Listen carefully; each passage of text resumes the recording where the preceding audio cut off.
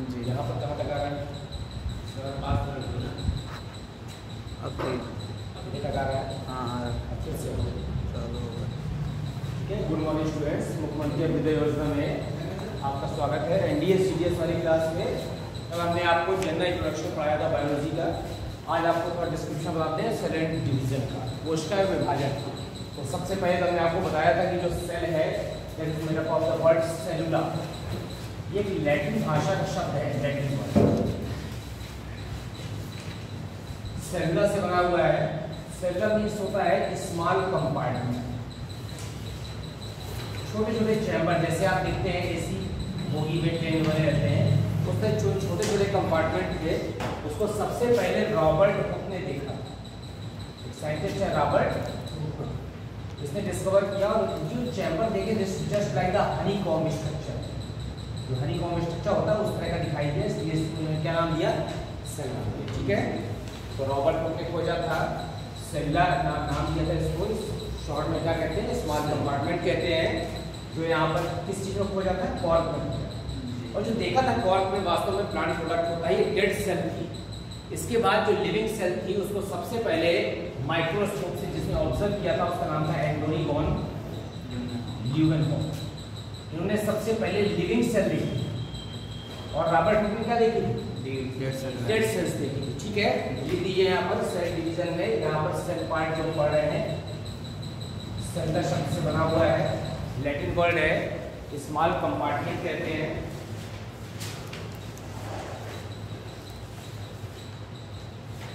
Invented by Robert Hooke, जिसने खोज किया था उसका नाम रॉबर्ट हुक था। Invented by Robert Hooke in cork. Cork में खोजा था रॉबर्ट हुक ने।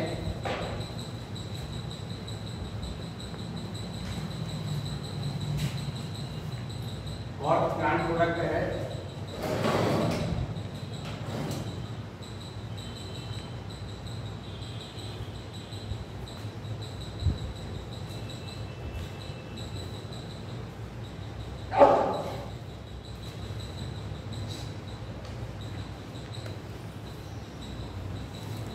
और लिविंग सेल को सबसे पहले देखा था किसने?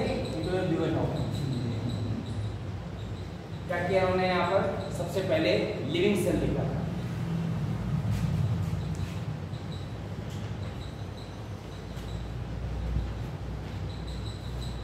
जीवित कोशिका सबसे पहले स्टडी किया हुआ एंटोनी ल्यूवेनहोफ ने किया। स्वनिर्मित माइक्रोस्कोप था और जो दांतों की जो स्क्रैचिंग होती है, खुरचन जिसे कहते हैं, उसमें देखा था।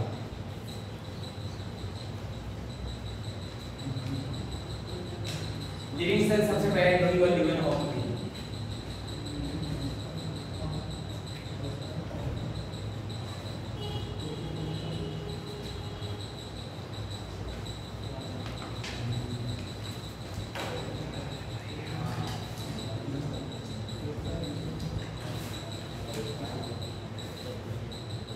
ठीक है। अब आता है कोशिका सिद्धांत। सेल की डिस्कवरी के बाद जो कोशिका सिद्धांत का मैंने कल आपको बताया था कि मैथ्यूस श्नाइडर और थियोडोर श्वान ने सबसे पहले कोशिका सिद्धांत दिया था। तो 3 पॉइंट थे, वो लिखने की जरूरत नहीं है। प्रत्येक जीव का शरीर कोशिका से मिलकर बनता है। कोशिका जीवन की संरचनात्मक और क्रियात्मक इकाई है। थर्ड पॉइंट है कि नई कोशिकाएं पुरानी कोशिकाओं की किससे बनती है? विभाजन से बनती है। ये कोशिका सिद्धांत है। ठीक है। अब हम पार्ट्स ऑफ सेल में आते हैं। कोशिका विभाग में हमको बहुत डिटेल में कोशिका नहीं पढ़ेंगे, लेकिन इसमें कुछ इंपॉर्टेंट क्वेश्चन आते हैं। जब भी हम सेल की स्टडी करते हैं, पार्ट्स ऑफ सेल, तो सेल में हमको क्या क्या पार्ट दिखाई देता है? सेल में हमको आउटर मेम्ब्रेन दिखाई देती है। या तो आप प्लांट सेल की बात कर रहे हैं तो यहाँ पर पार्ट्स ऑफ प्लांट सेल, क्योंकि जब सेल वॉल लिखेंगे तो इसमें बताइए कौन सी सेल है? ये प्लांट सेल। तो यहाँ पर एक तो आप सेल वॉल हो गया। ठीक है। आउटर मोस्ट लेयर क्या है? सेल वॉल है। ठीक है। किसकी बनी होती है? यहाँ पर made up of cellulose. Cellulose क्या है? मैं बताया था आपको, it is a type of carbohydrate, विशेष प्रकार का कार्बोहाइड्रेट है। प्रकृति में सर्वाधिक मात्रा में पाया जाने वाला अगर कोई पदार्थ तो क्या है? सेलुलोज। तो लिख दीजिए सेल वॉल किसकी बनी है? आप चाहे हिंदी में लिख सकते हैं, सेलुलोज की बनी और इसमें लिख दीजिए प्रकृति में सर्वाधिक मात्रा में पाया जाने वाला पदार्थ। कैसा पदार्थ? कार्बोहाइड्रेट है। अगर आपसे पूछा जाए कि प्रकृति में सर्वाधिक मात्रा में कौन सा ऑर्गेनिक मटेरियल पाया जाता है, कार्बनिक पदार्थ, वो भी सेलुलोज है।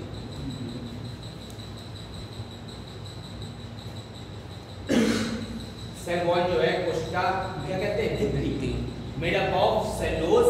ब्रैकेट में लिख दीजिए प्रकृति में सर्वाधिक मात्रा में पाया जाने वाला कार्बनिक पदार्थ। क्योंकि नेचर में सबसे ज्यादा प्लांट्स ही हैं। हमको ऐसा लगता है कि प्लांट्स कम हो रहे हैं, तो अर्थ में तो कम हो रहे हैं, लैंड वाइड में। अभी भी ओशियन में 90% क्या है, प्लांट्स हैं। समुद्र है हमारा, उसमें एल्गी है, शैवाल, दैट्स आल्सो द प्लांट, तो उसमें बहुत ज्यादा मात्रा में सेलुलोज है। प्रकृति में सर्वाधिक मात्रा में पाया जाने वाला कार्बनिक पदार्थ, ब्रैकेट लिख दीजिए कार्बोहाइड्रेट।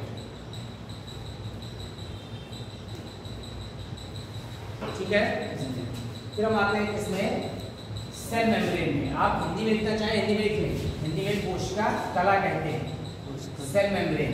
कोशिका झिल्ली भी, तो कोशिका झिल्ली भी कहते हैं। इसी का एक और नाम है, इसको प्लाज्मा मेम्ब्रेन भी कहते हैं, प्लाज्मा मेम्ब्रेन।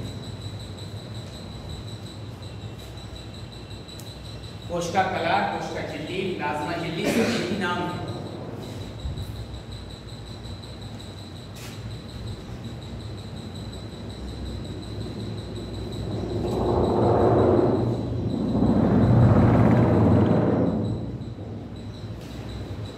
देखिए किसकी बनी हुई है, लिपोप्रोटीन। लिपोप्रोटीन जैसे हम हिंदी में संधि पढ़ते हैं ना, तो जैसे देवालय, तो देवधन आलय, उसी तरह से लिपोप्रोटीन का मतलब है लिपिड प्लस प्रोटीन। तो लिपिड और प्रोटीन की बनी है, इसलिए यहाँ पर सी से भी देते हैं, किसकी बनी है, लिपोप्रोटीन की बनी है।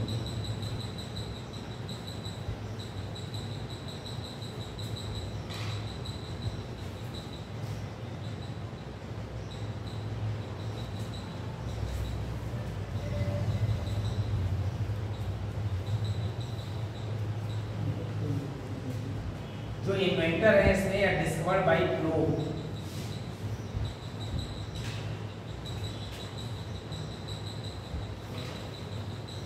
साइंटिस्ट हुए हैं प्लोव, इन्होंने डिस्कवर किया था।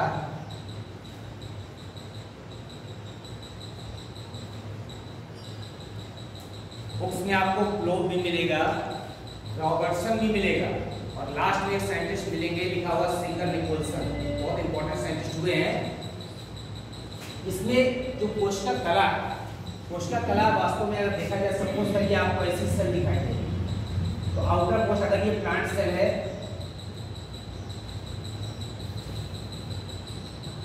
ये तो सेल वॉल हो गई, अंदर की क्या हो गई, सेल मेम्ब्रेन, ये हो गई सेल मेम्ब्रेन, और ये क्या हो गई, सेल वॉल हो गई। सेल मेम्ब्रेन जो है, इसमें एक बहुत विशेष नेचर होता है, ये विभेदी पारगम होती है, कहते हैं सेलेक्टिव परमिएबिलिटी। विभेदी पारगम को मतलब जानते हैं, ये उपयोगी पदार्थों को अपने अंदर आए देती है, और केवल अनुपयोगी पदार्थों को कहाँ भेजती है, बाहर जाए देती है। इसे कहते हैं विभेदी पारगम्यता, इंग्लिश में कहते हैं सेलेक्टिव परमिएबिलिटी। सेलेक्टिव परमिएबिलिटी लिख दीजिए इसमें, यह विभेदी पारगम्य होती है। कहीं कहीं पर लिखा होता है, दूसरा शब्द देखिए, चयनात्मक पारगम्य, मतलब ये सेलेक्ट कर सकती है कि कौन सा पदार्थ हमारे लिए यूजफुल है, उसको अपने अंदर आने देगी, और अनुपयोगी पदार्थों को शरीर से कहाँ जाने देगी, सेल से बाहर जाएगी। ये सेलेक्टिव परमिएबिलिटी या सेलेक्टिव परमिएबिलिटी कुछ भी लिख दीजिए, चयनात्मक पारगम्यता इसका लक्षण है। ये चयनात्मक पारगम्य होती है, इसमें सेलेक्टिव परमिएबिलिटी होती है, विभेदी पारगम्यता।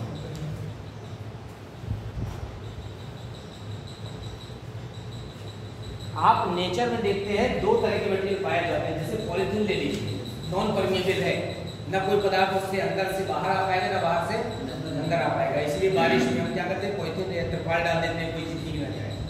या तो होगा फुल्ली परमिएबल, कोई भी पदार्थ, जैसे इसमें दीवार या गेट का, कोई भी पदार्थ आसानी से अंदर आ सके और बाहर आ सके। तीसरी कंडीशन है विभेदी पारगम्यता, कि आपने गार्ड यहाँ पर खड़ा कर दिया, ठीक है, वो जिनके पास सपोज करिए आपने इन्विटेशन दिया, उनको ही देख के अंदर आने दे रहा है, बाकी लोग अंदर आए दे दिए क्या है सेलेक्टिव परमिएबिलिटी। ये नेचर लिविंग नेचर है जो केवल किसमें पाया जाता है, सेल मेम्ब्रेन में। अभी तक ऐसी कोई भी मेम्ब्रेन डेवलप नहीं हुई आर्टिफिशियली जो क्या हो सेलेक्टिव परमिएबिलिटी। या तो वो नॉन परमिएबल होगी, ना कोई पदार्थ अंदर आएगा ना बाहर आएगा, या वो क्या होगी फुल्ली परमिएबल होगी, सारे पदार्थ अंदर आ सकते हैं, सब बाहर जा सकते हैं।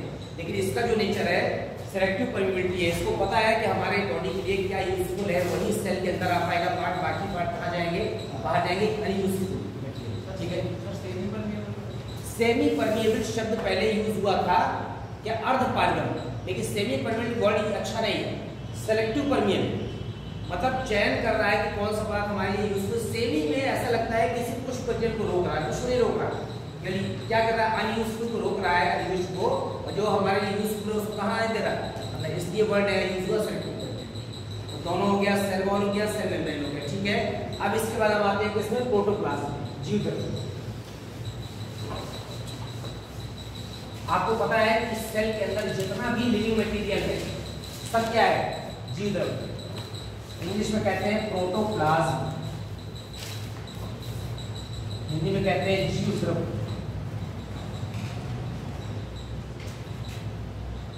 बायोलॉजी में हर शब्द का अर्थ है प्रोटोस और प्लाज्म। प्रोटोस में होता है फर्स्ट, प्लाज्म में होता है लिक्विड। जितना भी जीवित पदार्थ है सेल के अंदर सब जीवद्रव्य।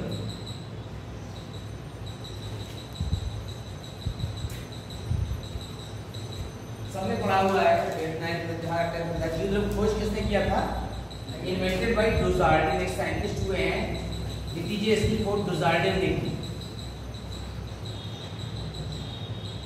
इसकी खोज डुजार्डिन ने की।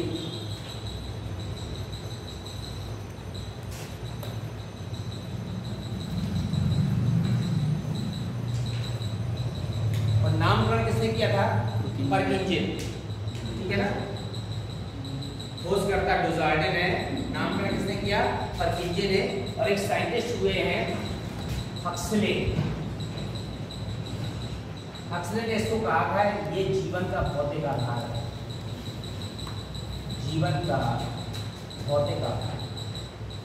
तीन साइंटिस्ट यूजफुल हैं। डुजार्डिन ने खोज किया था, नामकरण परकिंजे ने किया था, और हक्सले ने इसे कहा था जीवन का भौतिक आधार।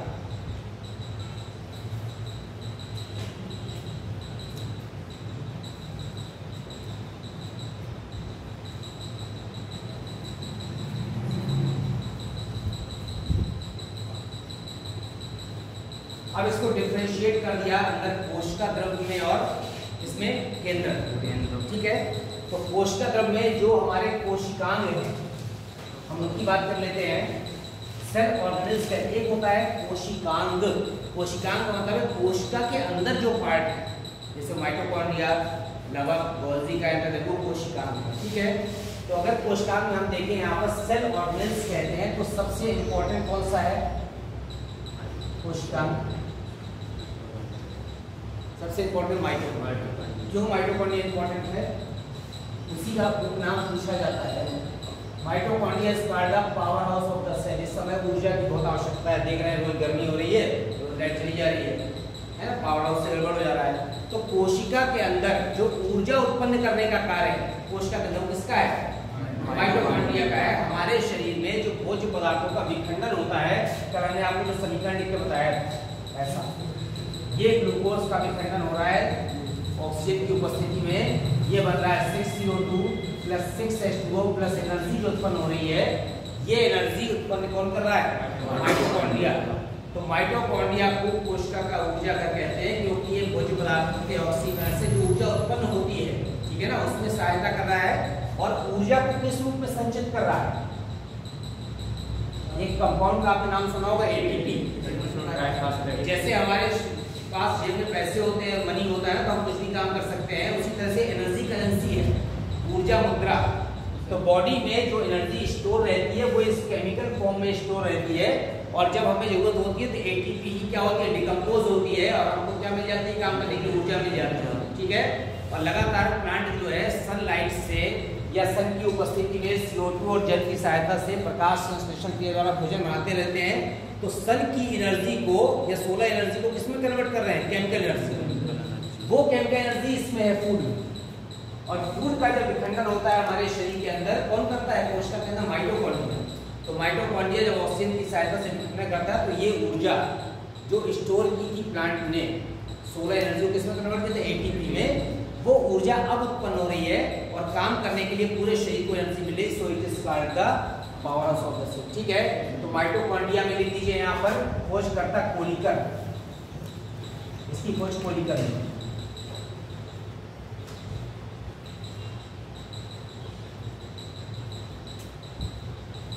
डाल दीजिए माइटोकॉन्ड्रिया, उसमें लिख दीजिए खोजकर्ता कोलिकर। कोलिकर ने खोजा था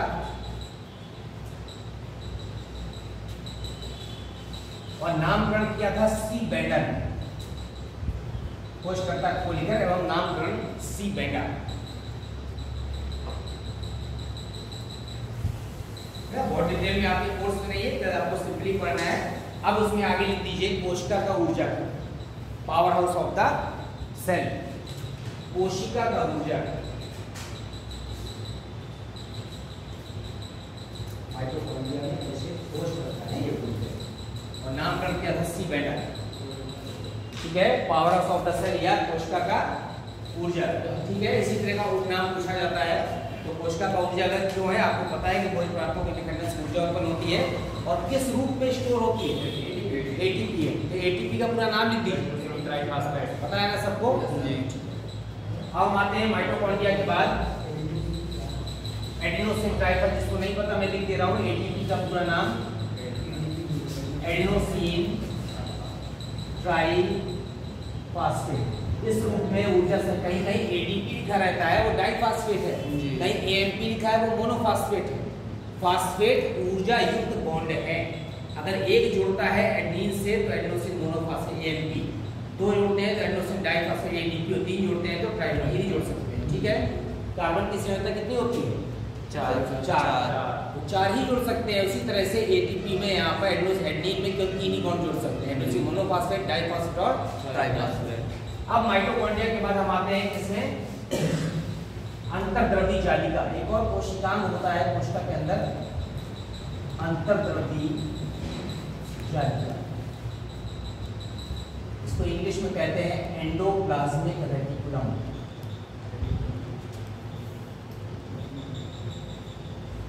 एंडोप्लाज्मिक रेटिकुलम शॉर्ट में ER लिखते हैं। खोज करता है पोर्टर।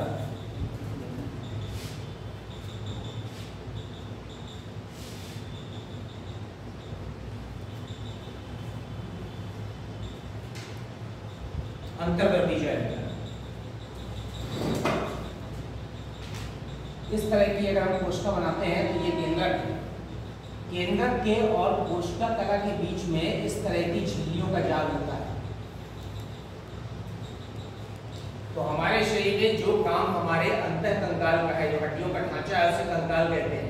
वो हमारे पूरे शरीर को बैलेंस किए हुए, जो मसल्स हैं उसी कंकाल में लगी हुई है। अगर ये हमारा कंकाल इस तरह का डाइवर्सिफिकेशन ना होता तो पूरी मांस एक जगह इकट्ठा हो जाता, गोल हो जाते। ठीक है, उसी तरह से ये कोशिका को क्या करे, स्ट्रेच किए हुए, तो कोशिका को अंदर से ढांचा प्रदान करने का कार्य किसका है? अंतर्द्रव्यी जालिका का। खोज किसने किया? पोर्टर ने। अब इसका जो काम है वो लिपिड और प्रोटीन का संश्लेषण, ये फंक्शन है। लिपिड व प्रोटीन का क्या करता है? ये संश्लेषण।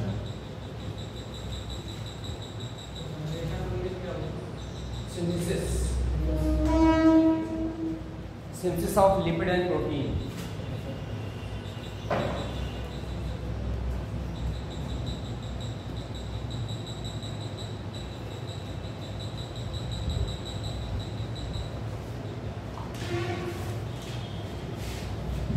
ठीक है, इसके बाद हम आते हैं, एक स्ट्रक्चर होता है गोल्जी बॉडी। गोल्जी बॉडी ये देख रहे हैं, ये अंतर्द्रव्यी जालिका लगी हुई है। इसी में से एक कटोरे की आकृति का ऐसा एक कोशिकांग लगा होता है, ऐसा, इसे गोल्जी बॉडी कहते हैं। हिंदी में कहते हैं गोल्जी काय।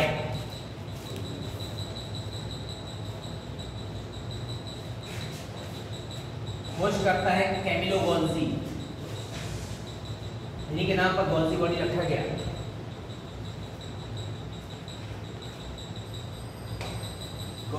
कैमिलो गोल्जी ने खोजा था, इसलिए इसको बता रहे हैं। इसका जो फंक्शन है वो क्या करता है, उस सेल के अंदर जो मटेरियल का ट्रांसपोर्ट हो रहा है उसको कंट्रोल करता है। जैसे ट्रैफिक पुलिस वाला चौराहे पर खड़े होकर कंट्रोल करता है ट्रैफिक को, उसी तरह से कोशिका के अंदर विभिन्न पदार्थों के ट्रांसपोर्ट को कंट्रोल कर रहा है, इसलिए इसे कहते हैं कोशिका का ट्रैफिक पुलिस। लिख दीजिए कोशिका का ट्रैफिक पुलिस। इस तरह के ऑब्जेक्टिव क्वेश्चन के लिए पूछे जाते हैं। कोशिका का ट्रैफिक पुलिस उपनाम है इसका।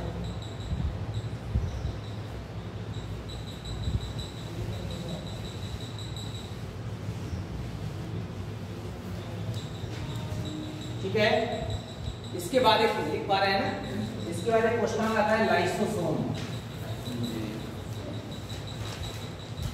लाइसोसोम ऐसा स्ट्रक्चर होता है जैसे चपटा कटोरा होता है, ये पूरी कोशिका में बिखरे होते हैं और इसमें क्या पाया जाता है, एंजाइम पाए जाते हैं। क्या पाया जाता है, एंजाइम। जो कार्य केमिस्ट्री में कैटलिस्ट का उत्प्रेरक का है, वही कार्य बायोलॉजी में किसका है, एंजाइम। एंजाइम सजीव होते हैं और एंजाइम के नामकरण करने के लिए उसके आगे एज लगा देते हैं। सपोज करिए कि यहाँ पर किसी चीज का पाचन हो रहा है, अगर सेलुलोज का पाचन करना है तो उसका नाम होगा एंजाइम का सेलुलेज। क्या होगा, सेलुलेज। ठीक है, एज सभी में नहीं, कुछ एक्सेप्शन भी है इसमें एज नहीं लगता है, लेकिन ज्यादातर में एज लगा देते हैं। अब इसके अलावा सेलुलोज के अलावा सपोज करिए कार्बोहाइड्रेट का पाचन करना है तो राउंड फिगर सीधे कर दिया कार्बोहाइड्रेज। लिपिड का पाचन करना है तो लाइपेज। प्रोटीन का करना है तो प्रोटीएज। एज लगाया मैंने, वो क्या है, एंजाइम है और उस पदार्थ का क्या कर रहा है, पाचन कर रहा है।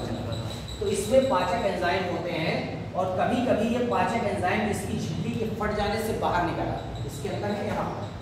अब जब फटने से बाहर निकल आएंगे तो पूरी कोशिका का पाचन कर देंगे, पूरी सेल का। So it is also called the suicidal bag of the cell. कोशिका के आत्महत्यात्मक थैले। खोजकर्ता किस कौन है, लाइसोसोम के डी डुबे। हिंदी जिसमें खोजकर्ता डी डुबे।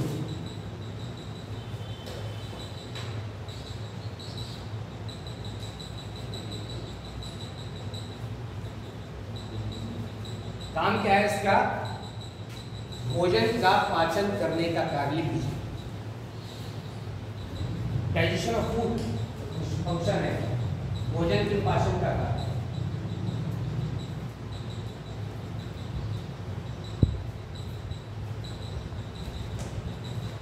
ठीक है, अब जब कोई डिसीज होती है या एक्सट्रीम कंडीशन में जब भोजन नहीं मिल रहा, पूरी तरह से आपको कहीं बंद कर दिया गया, 10-12 दिन भोजन नहीं मिलेगा, तो ये मेम्ब्रेन को फाड़ करके कहाँ जाएंगे, बाहर आ जाएंगे और पूरी कोशिका को डाइजेस्ट कर लेंगे। तो पूरे हर सेल में पाए जाते हैं, तो सारी कोशिकाओं को डाइजेस्ट कर लेंगे और आपकी क्या हो जाएगी, डेथ हो जाएगी किसी भी जीव की। सो it is called the suicidal bag. लिख दीजिए कोशिका के आत्महत्यात्मक थैले। कोशिका के आत्महत्यात्मक थैले, suicidal bags of the cell.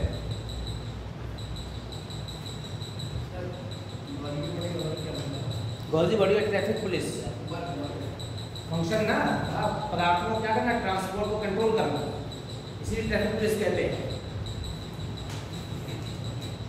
Suicidal bags of the cell, कोशिका के आत्महत्यात्मक थैले। ठीक है, मेन क्वेश्चन बता रहे हैं। अब इसके बाद हम आते हैं प्लास्टिड। नाम सुना है, हिंदी में कहते हैं लवक। सबसे इंपॉर्टेंट है और केवल प्लांट सेल में पाए जाते हैं। जो प्लास्टिड्स हैं उसको लवक कहते हैं। खोज की थी, खोज करता हैकल। किसने की थी खोज, हैकल ने की थी। और ये भोजन से संबंधित है, इससे फूड मटेरियल। अब जो प्लास्टिड होते हैं वो कलर के आधार पर 3 प्रकार के होते हैं।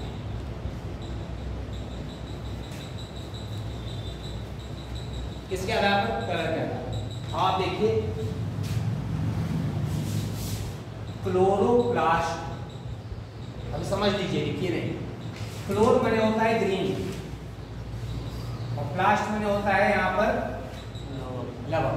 ठीक है, हरे लवक मैंने हरे लवक। दूसरा है यहाँ पर क्रोमोप्लास्ट। क्रोम मैंने होता है कलर, अदर देन ग्रीन, हरे के अलावा। ठीक है, इसलिए इसको हिंदी में कहते हैं वर्णी लवक।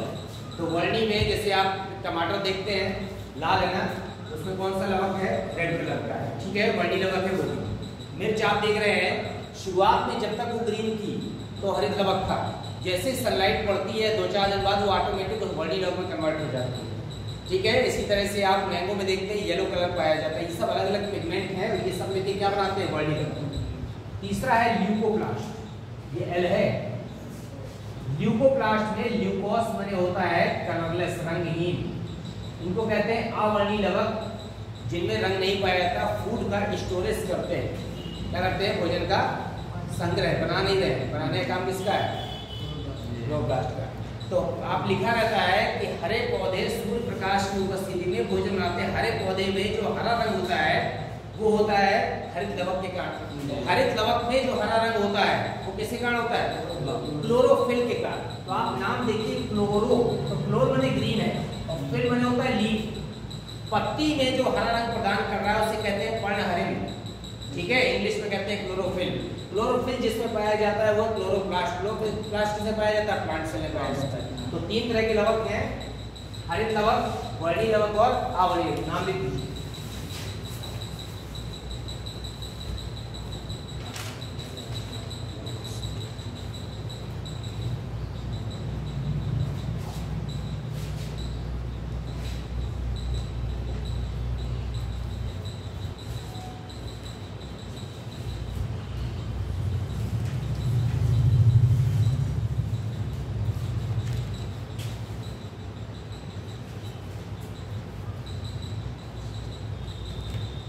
हरित लवक, वर्णी लवक, अवर्णी।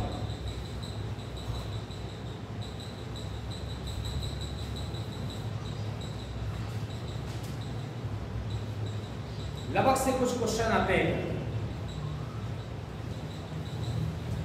हरित लवक विभिन्न शेप और साइज के होते हैं।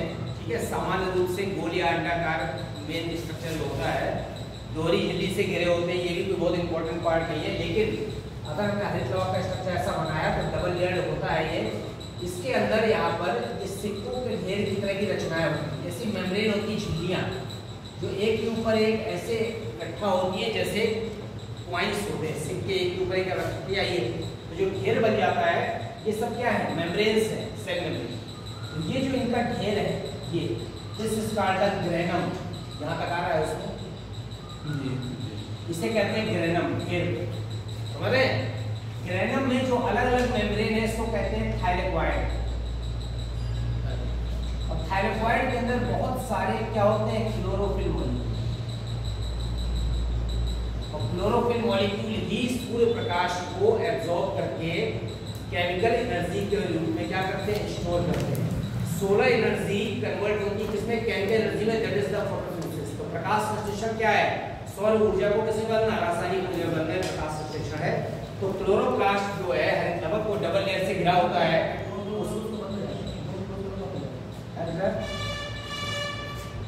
बंद हो गया था क्या? क्लोरोप्लास्ट डबल लेयर से घिरा होता है। इसके अंदर सिक्कों के ढेर की तरह की संरचना होती है, उसे कहते हैं ग्रेनम। ग्रेनम में जो यूनिट है उसको कहते हैं थाइलेक्वाइड। थाइलेक्वाइड में पर्णहरित अणु होते हैं, यही सोलर एनर्जी क्या करते हैं? एब्जॉर्ब करते हैं। ठीक है, ये जो ग्रेनम है ये ग्रेनम एक दूसरे से जुड़े होते हैं और जुड़ने के समय बीच में जो लिक्विड भरा होता है that is called the stroma. Stroma liquid है जो हरित लवक के अंदर भरा होता है और दोनों तरफ क्या होते हैं? ग्रेनम होते हैं। ग्रेनम में पर्णहरित अणु होते हैं थाइलेक्वाइड में, और मेन फंक्शन है यहाँ पर क्या करना? सोलर एनर्जी को केमिकल एनर्जी में कन्वर्ट करना। इसी को क्या कहते हैं? प्रकाश संश्लेषण। ठीक है, बहुत लिखना नहीं है आपको, समझना हमने बता दिया। हम आते हैं वर्णी लवक में। अदर देन ग्रीन, हरे के अलावा जो अन्य रंग प्रदान करने वाले लवक हैं वो वर्णी लवक हैं। वो फलों में और खास तौर से पुष्पों में जो पंखुड़ियाँ होती हैं, जैसे गुलाब में कहते हैं ना गुलाब की पत्ती, जो गुलाब की फूल टूट जाता है, पंखुड़ी तो कहते हैं, पत्ती पत्ती नहीं, पत्ती तो हरी होती है, वो क्या है, पंखुड़ियाँ हैं, बायोलॉजी में उसको पेटल्स कहते हैं, दल है वो। तो वो जो है पुष्पों को, फलों को जो रंग प्रदान करने का कार्य वो किसका है, अवर्णी लवक का है। अवर्णी लवक इंपॉर्टेंट है, क्यों इंपॉर्टेंट है, अवर्णी लवक में ये भोजन संग्रह कर रहे हैं। अब भोजन संग्रह कर रहे हैं तो फूड में या सॉरी प्लांट में 3 तरह का भोजन स्टोर होता है, 3 फॉर्म, कार्बोहाइड्रेट के रूप में, लिपिड के रूप में और प्रोटीन के रूप में। ठीक है, कार्बोहाइड्रेट के रूप में जब फूड स्टोर होता है तो आप बताएं कोई एग्जांपल जिसमें फूड स्टोर हो कार्बोहाइड्रेट के रूप में। कार्बोहाइड्रेट के रूप में फूड स्टोर है किसी प्लांट में, आलू में स्टार्च पाया जाता है, और भिंडी में देखिए, ठीक है, जो चिपचिपापन है, पैक्टिक मटेरियल, वो भी कार्बोहाइड्रेट है। लिपिड के रूप में स्टोर होता है कहीं, ऑयल सीड्स जो आप देखते हैं, तैली बीज, अलसी, लाही, सरसों, पहली सब लिपिड के रूप में है। और प्रोटीन के रूप में दालों, ठीक है ना, तो उसका अलग अलग नाम है, आपको बहुत डिटेल नहीं पढ़ना है। कार्बोहाइड्रेट के फॉर्म में स्टोर हो सकता है, लिपिड के रूप में हो सकता है, प्रोटीन के रूप में हो सकता है। अगर प्रोटीन के रूप में होता है उसको प्रोटीनोप्लास्ट कहते हैं, लिपिड के रूप में होता है उसको इलायोप्लास्ट कहते हैं, और यहाँ कार्बोहाइड्रेट के रूप में ग्लाइकोप्रोटीन कहते हैं। ठीक, तो इसका मेन फंक्शन क्या है, वो जो पदार्थों का संग्रह, इसका काम क्या है, रंग प्रदान करना है, किसको, पुष्पों को, सॉरी पंखुड़ियों को और फलों को। इसका काम क्या है, भोजन का निर्माण करना, फूड सिंथेसिस, कलर देना और फूड का स्टोरेज। ठीक है,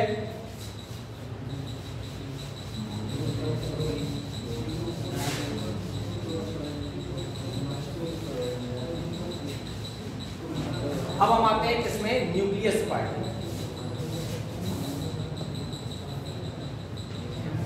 केमिस्ट्री में आप सब नाभिक पढ़ते हैं, बायोलॉजी में उसको न्यूक्लियस कहते हैं, केंद्रक कहते हैं। खोजकर्ता आपको पता है रॉबर्ट ब्राउन ने सबसे पहले केंद्रक को खोजा। केंद्रक के अंदर, सॉरी कोशिका के अंदर केंद्र में एक सघन रचना होती है, that is called the nucleus, discovered by the Robert brown. अब ये जो न्यूक्लियस है केंद्रक, यूकैरियोटिक कोशिका की बात कर रहे हैं, उसमें केंद्रक चारों ओर से डबल लेयर से घिरा होता है, इसे कहते हैं केंद्रक कला। अब ये केंद्रक कला बीच में इस तरह से टूटी होती है, और जो बीच में जगह होती है इसे न्यूक्लियर कोर कहते हैं। ये आपको डिटेल में नहीं पढ़ना। इसके अंदर यहाँ पर धागे जो रचना होते हैं उसे कहते हैं क्रोमेटिन धागे। यही क्रोमेटिन धागे कोशिका विभाजन के समय गुणसूत्र या क्रोमोसोम कहलाते हैं। ठीक है, फिर इसके अंदर एक सघन रचना होती है, that is the protein synthesis के लिए न्यूक्लियोलस माने केंद्रिका, और जो अंदर लिपिड भरा है इसमें कालदार केंद्रक द्रव्य न्यूक्लियोप्लाज्म। तो खोजकर्ता कौन है, रॉबर्ट ब्राउन ने। कल 4 भाग होते हैं, 4 के नाम लिख दीजिए। ये केंद्रक कला है, इसके बाद अंदर यहाँ पर क्या है,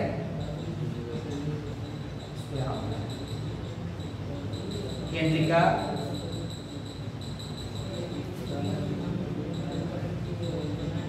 क्रोमेटिन धागे, और ये यहाँ पर केंद्रक द्रव्य।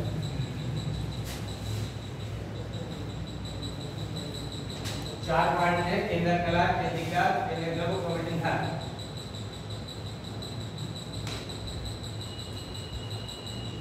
काम आपको पता है केंद्रक का कि कोशिका की समस्त जितनी भी जैविक क्रियाएं उन सब क्या कर रहा है, कंट्रोल कर रहा है।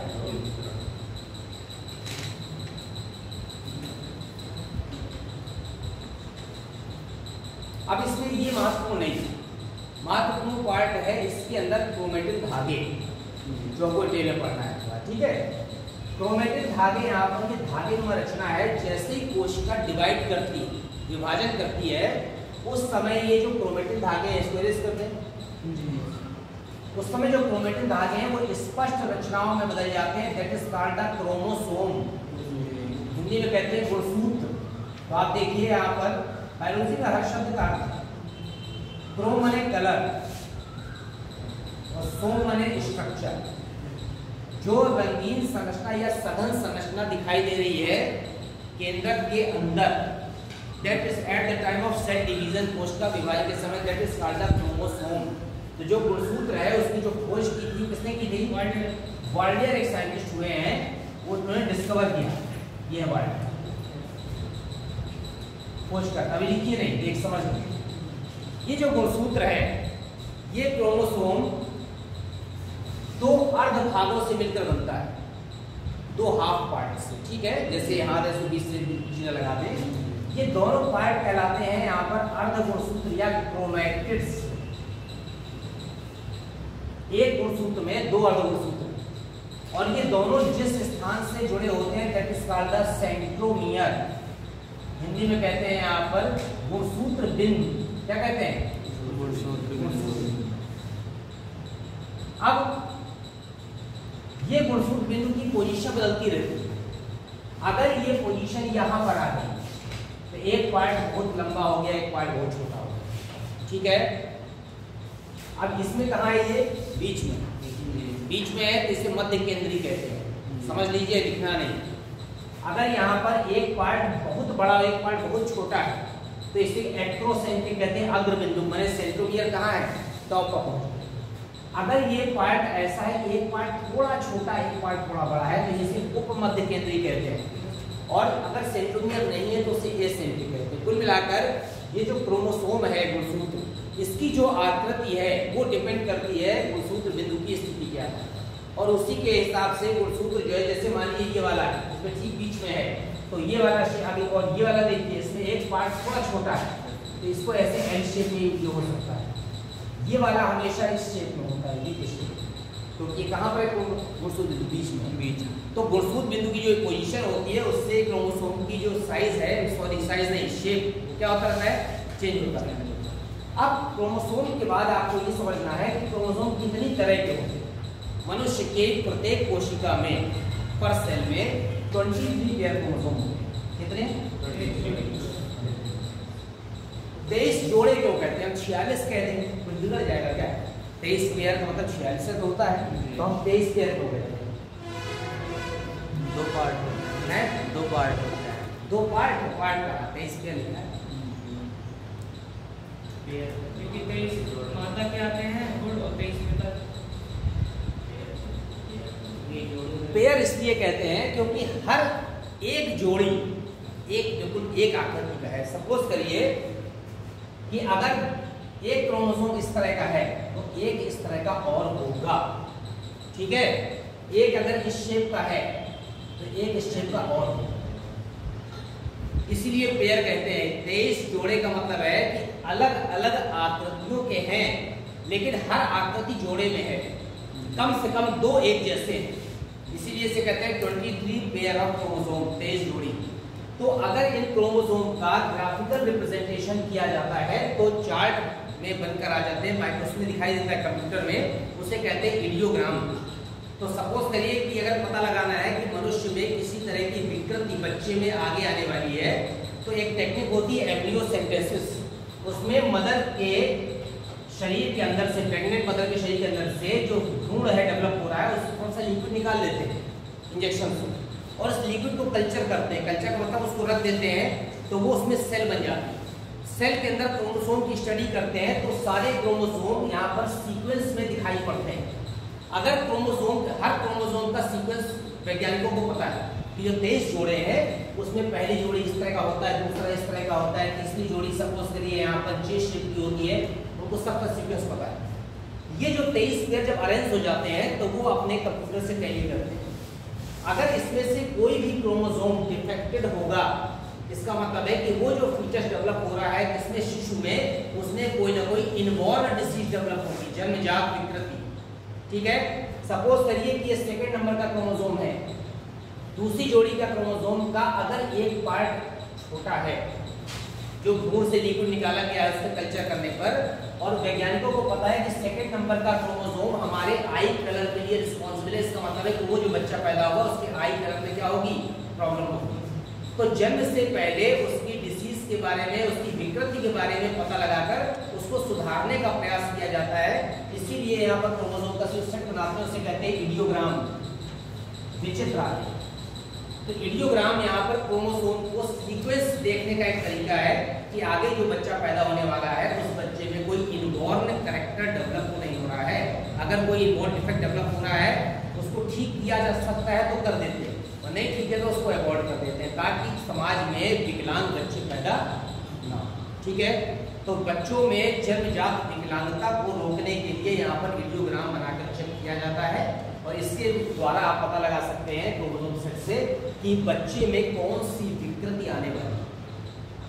ये जो टेक्निक है, इस टेक्निक से अगर जन्मजात विकृति को ठीक करने का जो प्रयास किया जा रहा है तो उसमें क्रोमोसोम को क्या कर सकते हैं, रिप्लेस कर सकते हैं जन्म से।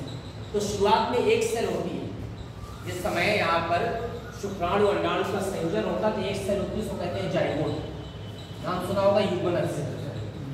ये विभाजन करना शुरू करती है 1 से 2, 2 से 4, 4 से 8। विभाजन से पहले अगर आपने इसको ठीक कर लिया तब तो फिर एक क्रोमोसोम में आपको क्या डिफेक्ट ठीक करना पड़ेगा। अगर ये विभाजन करना शुरू कर दी 1 से 2, 2 से 4, 4 से 8, तो हर सेल में आप ये क्रोमोसोम को ठीक नहीं कर सकते। मिलियंस ऑफ सेल हो जाएंगे तो आप कहाँ तक डिफेक्ट सही करते रहेंगे। इसीलिए जाइगोट में पहले ही पता लगा लिया जाता है कि जन्मजात विकृति तो नहीं होने वाली, क्रोमोसोम सेट पूरे हैं कि नहीं है।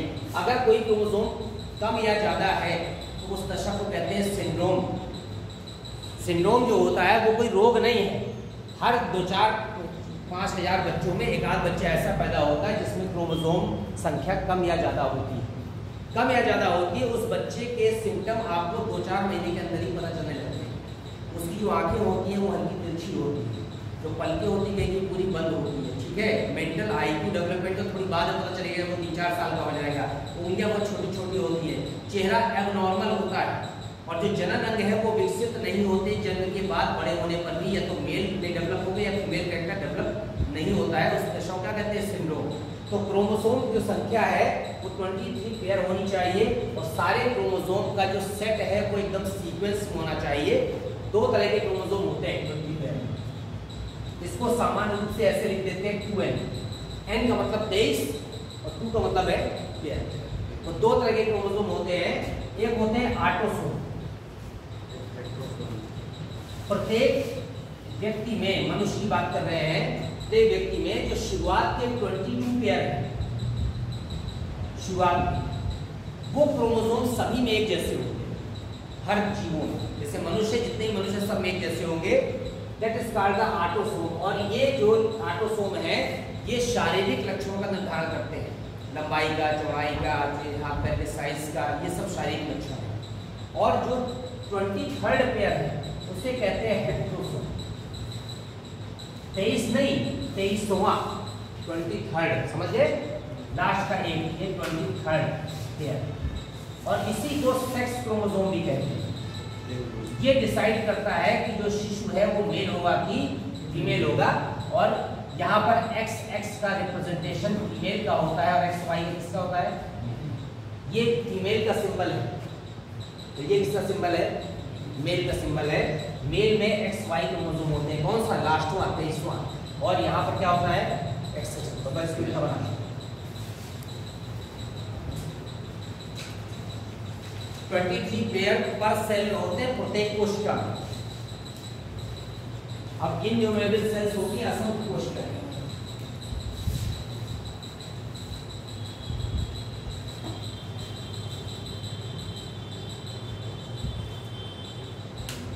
शुरुआत के 22 जोड़ी ऑटोसोम है, लास्ट का 23वीं जोड़ी 23rd वाला सेक्स क्रोमोसोम या हेटेरोसोम है। कहीं कहीं एलोसोम लिखा होता है, बहुत सारे नाम हैं। कहीं कहीं एलोसोम भी लिखा होता है, एलोसोम भी सेम है। हेटेरोसोम, एलोसोम, सेक्स क्रोमोसोम तीनों सेम है। अब या तो वो फीमेल होगा तो XX होगा और या तो मेल होगा तो XY होगा।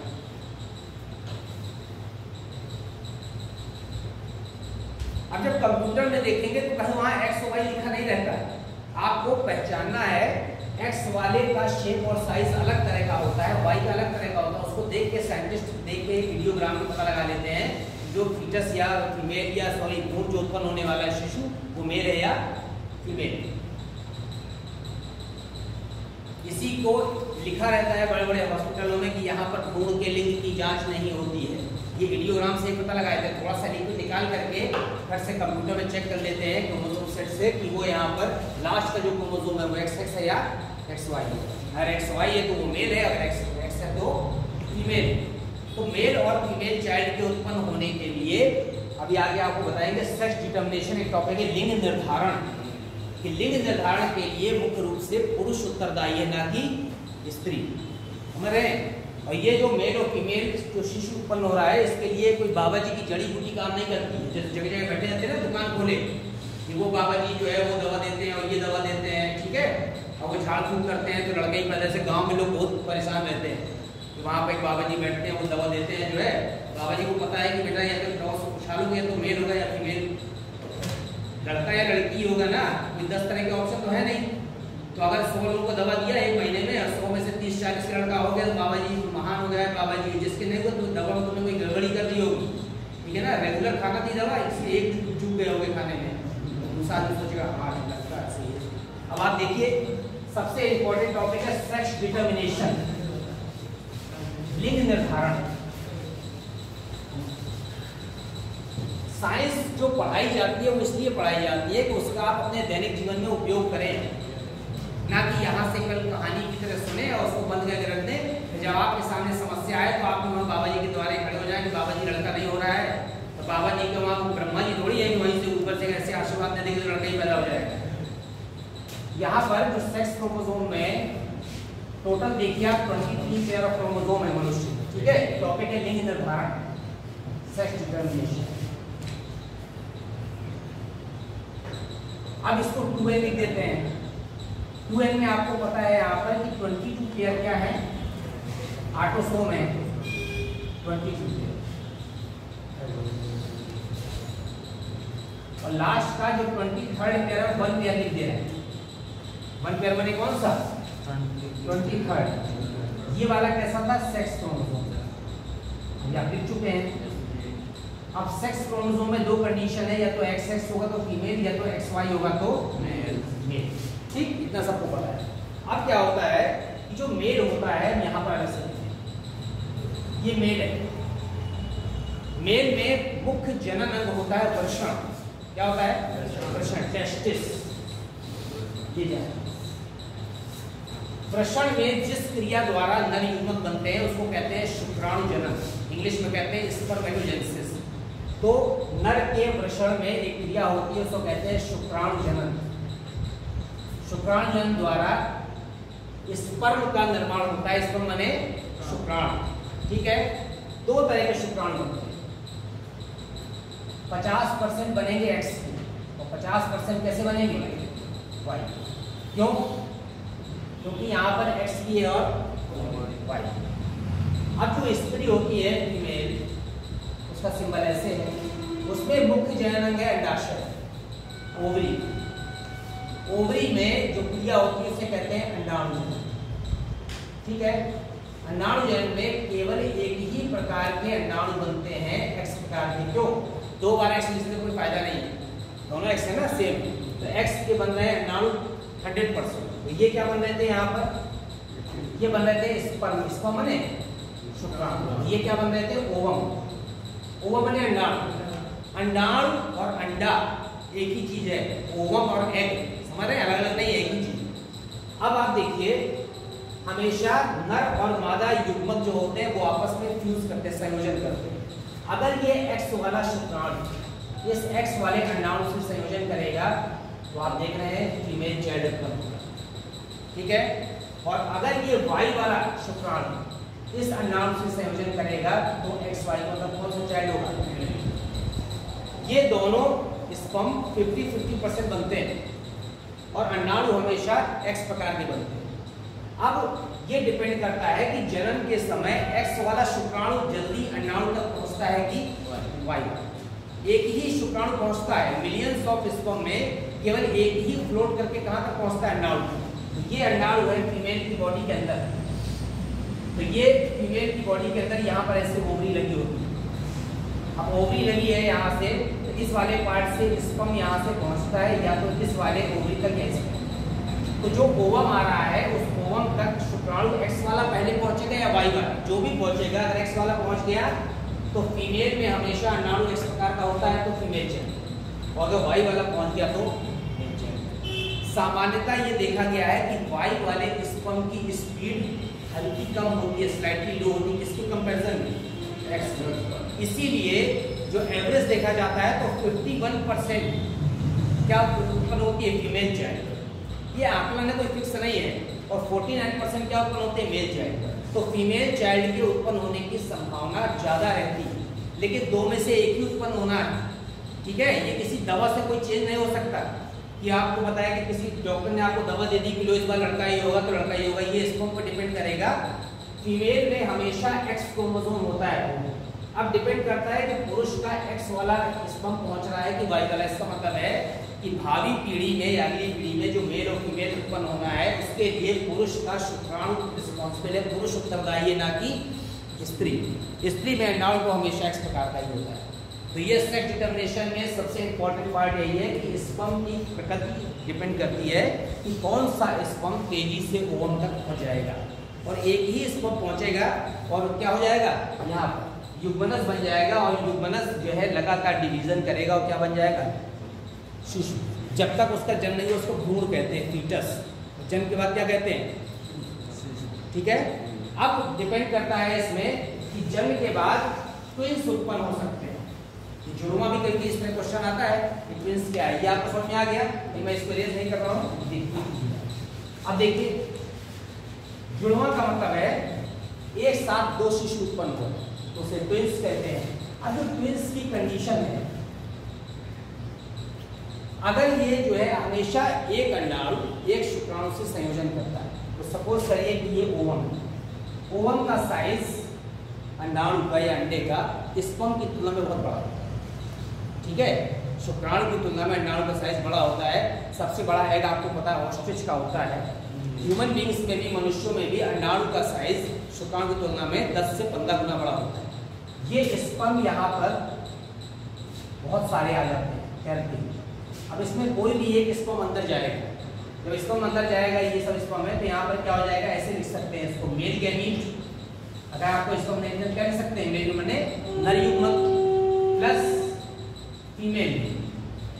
अब ये दोनों जब फ्यूजन करेंगे, संयोजन करेंगे, तो दोनों के मिलने से क्या बनेगा, जाइगोट। जाइगोट बने युग्मनस। अब ये जो जाइगोट बन गया, कभी कभी जाइगोट डिवीजन से पहले 20 से 2 पार्ट में बढ़ जाता है, जस्ट बिफोर द डिवीजन। इससे पहले कि विभाजन शुरू हो, वो ठीक 20 से 2 पार्ट में अलग हो जाता है। जैसे हम सेब से, सॉरी चाकू से सेब को काट के 2 पार्ट अलग कर दिया। जब ये अलग कर दिया, अब संयोजन करने के समय हो सकता है कि ये चाइल्ड, ये फीटस कैसा रहा हो, XX का, समझ रहे हैं। जो जाइगोट बना वो XX का भी हो सकता है और XY का भी हो सकता है। इसके 2 पार्ट कर दें, ये दोनों पार्ट अलग अलग शिशु को जन्म देंगे, लेकिन दोनों या तो मेल होंगे या दोनों फीमेल होंगे। क्यों? क्योंकि एक ही जाइगोट के डिवीजन से बने हैं। तो या तो दोनों मेल होंगे या दोनों फीमेल होंगे, और रूप रंग आकृति में जस्ट एक जैसे होंगे। आपने कई लोगों के बच्चे देखे होंगे, ट्विंस जो उत्पन्न होते हैं वो कभी कभी एक ही शक्ल सूरत के होते हैं और कभी कभी अलग शक्ल सूरत के होते हैं। अगर एक ही शक्ल सूरत, एक ही सेक्स के हैं, मतलब या तो दोनों मेल है या दोनों फीमेल है, इसका मतलब है कि ये जो ट्विंस है वो है मोनोजाइगोटिक। मोनो माने एक और जाइगोटिक माने एक ही जाइगोट था। इस ट्विंस को यहाँ पर कहते हैं मैटरनल ट्विंस।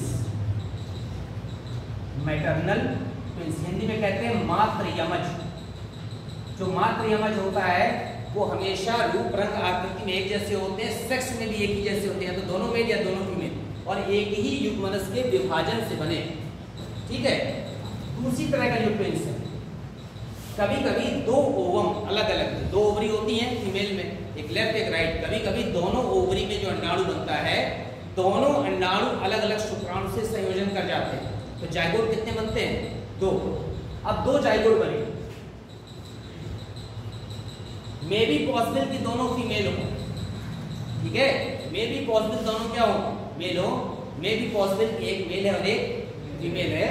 ये दोनों शिशु अलग अलग डेवलप होकर के जन्म लेंगे। जब जन्म लेंगे तो इसमें रूप रंग आकृति में समानता नहीं होगी। सेक्स में समानता डिपेंड करती है कि यहाँ पर क्रोमोसोम का स्ट्रक्चर कैसा होगा। दोनों मेल हो सकते हैं, दोनों फीमेल हो सकते हैं, या एक मेल एक फीमेल हो सकता है, लेकिन रूप रंग आकृति में अलग अलग होंगे।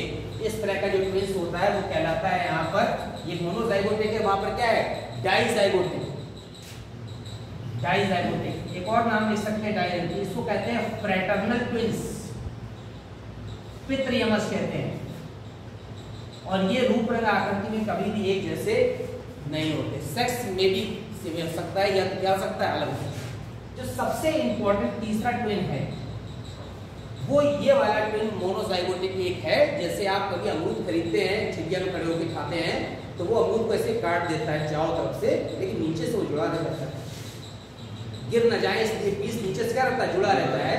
तो अगर इसका डिवीजन हुआ तो थोड़ा सा इनकम्प्लीट रह गया डिवीजन, तो ये दोनों ट्विन्स अलग अलग डेवलप हो रहे हैं लेकिन किसी न किसी पार्ट से जुड़े रह गए।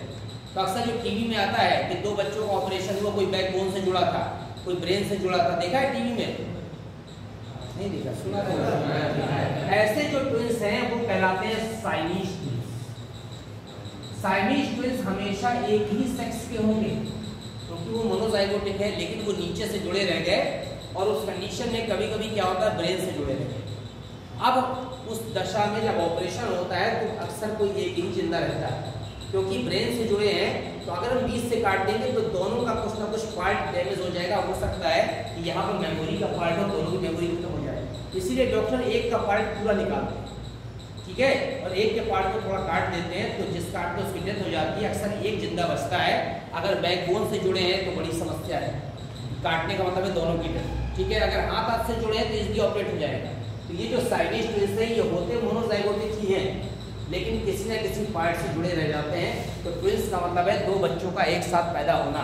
अब वो डिपेंड करता है कि अगर दोनों यहाँ पर एक ही जाइगोट के विभाजन से बने हैं तो मोनोजाइगोट, अगर अलग अलग जाइगोट है, दोनों से डेवलप अलग अलग हो रहे हैं तो डाइजाइगोट या फ्रेटर्नल।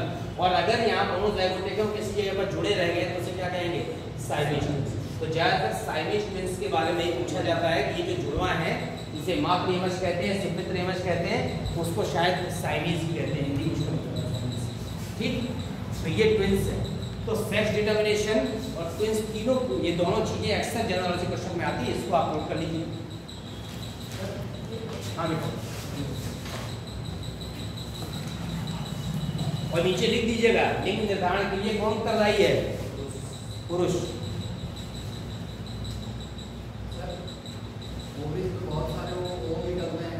ओवरी से बहुत सारे नहीं निकलते, अल्टरनेट पर हर मंथ जो है चेंज होकर एक बार लेफ्ट ओवरी ओम बनाती है, एक बार राइट ओवरी बनाती है, ठीक है। और इसका जो टाइम ड्यूरेशन होता है वो 28 दिन का होता है, और इसी ड्यूरेशन को मेंस्ट्रुअल साइकिल कहते हैं, मासिक चक्र। पूरी लाइफ बनाते हैं, एक बार लेफ्ट ओवरी बनाएगी, एक बार राइट ओवरी, एक बार लेफ्ट ओवरी। तो लाइफ हुई 55 साल तक की एज में लगभग माना जाता है कि वो मनते रहते हैं, और जब तक वो मनते रहते हैं तब तक फर्टिलाइजेशन की गुंजाइश बनी रहती है निश्चित। और जब ओवम बनना बंद हो जाते हैं तो उसे मेनोपॉज कहते हैं।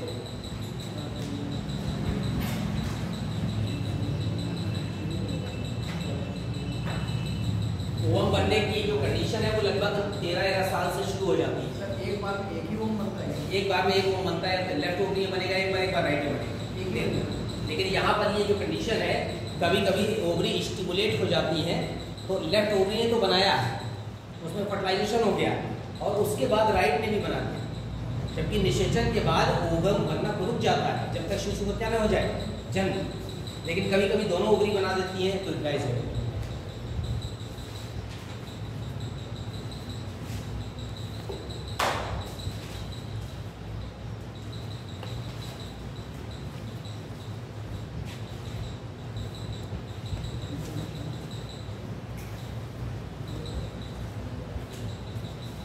जो ट्विन्स है वो तीन तरह के, मोनोजाइगोटिक बने एक ही जाइगोट, पहले बने दो जाइगोट है। साइनीज में क्या होता है, किसी जगह होते तो मोनोजाइगोटिक ही है, लेकिन किसी जगह पर जुड़े रहते हैं।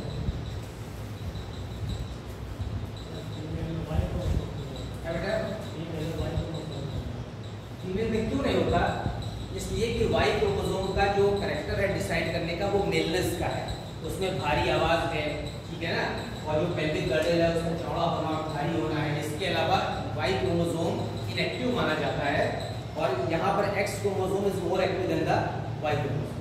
तो फीमेल में वाई क्रोमोसोम नहीं होता है क्योंकि उसमें मेल कैरेक्टर शो नहीं हो रहे हैं। तो हर क्रोमोसोम का अलग अलग कैरेक्टर है। हमें तो साइनेज ही पढ़ा है। ये मोनोजाइगोटे ही हैं, लेकिन नीचे से क्या हो गए, जुड़े रह गए, किसी एक प्लेस पर जुड़े रह गए।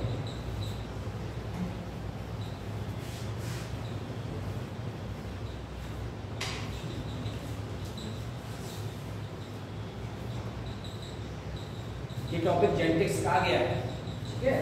तो ये ऐसा अलग क्राइटेरिया नहीं है, आपको कॉमनली पढ़ा दे रहे हैं। इसके बाद आपको पढ़ा दे रहे हैं ब्लड ग्रुप, नाम सुना है?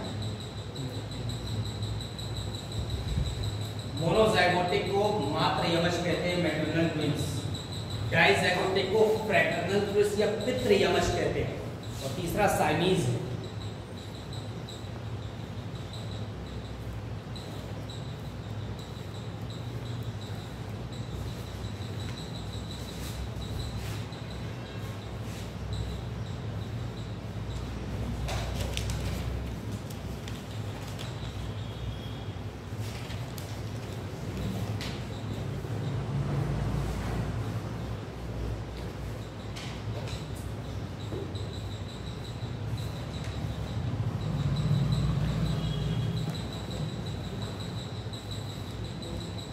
ब्लड ग्रुप आप सबने नाम सुना होगा, रक्त समूह कितने प्रकार के होते हैं? 4।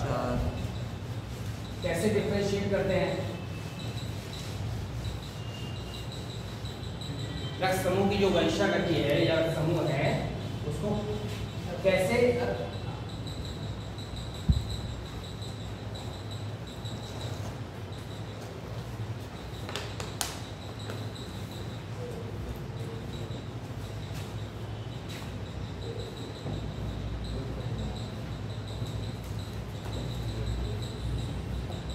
देखिए, रक्त समूह 4 प्रकार के हैं। 4 प्रकार जो नाम है आप देखिए, उसमें उसको एबीओ ब्लड ग्रुप कहते हैं। अभी लिखिएगा नहीं, समझ। मनुष्य में जो आरबीसी होती है, आरबीसी कहते हैं रक्त कणिकाएं। आरबीसी की जो मेम्ब्रेन है, आरबीसी का शेप पता है कैसा होता है? कौन सा शेप है ये?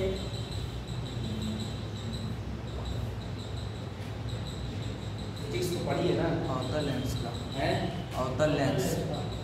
अवतल नहीं, अवतल और थोड़ा सही बताओ। अवतल तो है, हैं? अरे यार, लेंस से दर्पण में चले गए तुम सीधे। ये बाइकॉनकेव है। बाइकॉनकेव जानते हैं? अवतल लेंस। उभयावतल, दोनों तरफ से अवतल है। ये आरबीसी का शेप है। आरबीसी की जो मेम्ब्रेन होती है, प्लाज्मा मेम्ब्रेन, उसमें एक विशेष प्रकार की प्रोटीन पाई जाती है, that is called the antigen. RBC की सेल मेम्ब्रेन में एक विशेष प्रकार की प्रोटीन पाई जाती है, उसे क्या कहते हैं? एंटीजन कहते हैं। और जो एंटीजन है that is represented by the capital letter. 2 प्रकार की प्रोटीन होती है, आइदर ए या उसको किससे प्रदर्शित करते हैं? कैपिटल लेटर से। हमारे लिखने का तरीका है, क्योंकि हम वहां पर हमारे ब्लड के अंदर नहीं लिखा हुआ है, भी हमको पहचान बनानी है। अब ये आरबीसी जिस लिक्विड में तैरते हैं उसको कहते हैं प्लाज्मा। उस प्लाज्मा में जो विशेष प्रकार की प्रोटीन होती है that is called the antibody. क्या कहलाती है? Antibody is also of 2 types and represented by the AMB, small m. RBC की जो मेम्ब्रेन थी उसमें जो प्रोटीन थी that is called the antigen, उसको कैपिटल लेटर से प्रदर्शित किया। और चारों तरफ जो लिक्विड भरा हुआ है प्लाज्मा, उसमें जो विशेष प्रकार की प्रोटीन थी उसको कह दिया एंटीबॉडी, उसको रिप्रेजेंट किया स्मॉल लेटर से ए और बी। ठीक है। अब एंटीजन की उपस्थिति या अनुपस्थिति के आधार पर एंटीजन की ब्लड ग्रुप 4 प्रकार के होते हैं। ये जो वंशागति थी ये खोजी बर्नस्टीन, एक साइंटिस्ट हुए बर्नस्टीन। रक्त समूह की वंशागति किसने खोजी? रक्त समूह किसने खोजा था? कार्ल लैंडस्टीनर ने रक्त समूह खोजे। 4 प्रकार के होते हैं। एक साइंटिस्ट हुए बर्नस्टीन, उन्होंने इसकी वंशागति खोजी। ठीक है। तो अब क्या है, यहाँ पर 2 प्रकार आपको दिख रहे हैं। एक है यहाँ पर एंटीजन, दूसरा क्या है यहाँ पर एंटीबॉडी। ठीक है ना। और तीसरा क्या है यहाँ पर ब्लड। ब्लड एंटीजन 2 प्रकार के। अगर एंटीजन ए है तो ब्लड ग्रुप क्या होगा? समझ जाइए, एंटीजन के नाम पर ही ब्लड ग्रुप है। अगर एंटीजन बी है तो ब्लड ग्रुप क्या होगा? अगर दोनों एंटीजन एक साथ प्रेजेंट हैं तो blood group is, if there is no antigen so it is called as 0। ये वो नहीं है, वो तो हम पढ़ने लगे। ये एक्चुअली क्या है? 0 है। 0 मतलब एंटीजन नहीं है किसमें? आरबीसी में। So the blood group is 0। लेकिन पढ़ते पढ़ते वो ओ आ गया, तो अब हम भी उसको ओ कहने लगे। ठीक है, तब आप वही पढ़िए, किसी को बताएंगे जीरो तो बताएंगे कौन किसने पढ़ाया, तो बात चले आ रहे हो, तो ए भी हो गया। ये मतलब जीरो है, मतलब एंटीजन नहीं। एंटीबॉडी हमेशा अपोजिट होती है एंटीजन, और हमेशा किस में लिखी जाती है, स्मॉल लेटर। अगर एंटीजन ए है तो एंटीबॉडी होगी स्मॉल, अगर एंटीजन बी है तो एंटीबॉडी होगी स्मॉल है, और दोनों की संख्या मिलाकर 2 होनी चाहिए antigen antibody. If there is both antigen, दोनों एंटीजन है तो संख्या 2 पहले ही हो गई ना यहाँ पर, so there is no antibody. और यहाँ पर कोई एंटीजन नहीं है, 0, सो बोथ एंटीबॉडी आप समझ लीजिए। एंटीजन कैपिटल लेटर से, एंटीबॉडी स्मॉल लेटर से। ठीक है, अगर एंटीजन के आधार पर ब्लड ग्रुप होता है, एंटीजन ए तो blood group A, antigen B तो blood group B, antigen A B तो blood group A B, there is no antigen, there is no blood group. Antibody opposite होती है, small letter से लिखते हैं, और दोनों की संख्या 2, ऐसे याद कर लीजिए। अगर एंटीजन ए है तो एंटीबॉडी बी, एंटीजन बी है तो antibody A. If there is both antigen, there is no antibody. यहाँ पर कोई एंटीजन नहीं है, बोथ एंटीबॉडी। इतना समझ में आ गया। अब आप देखिए,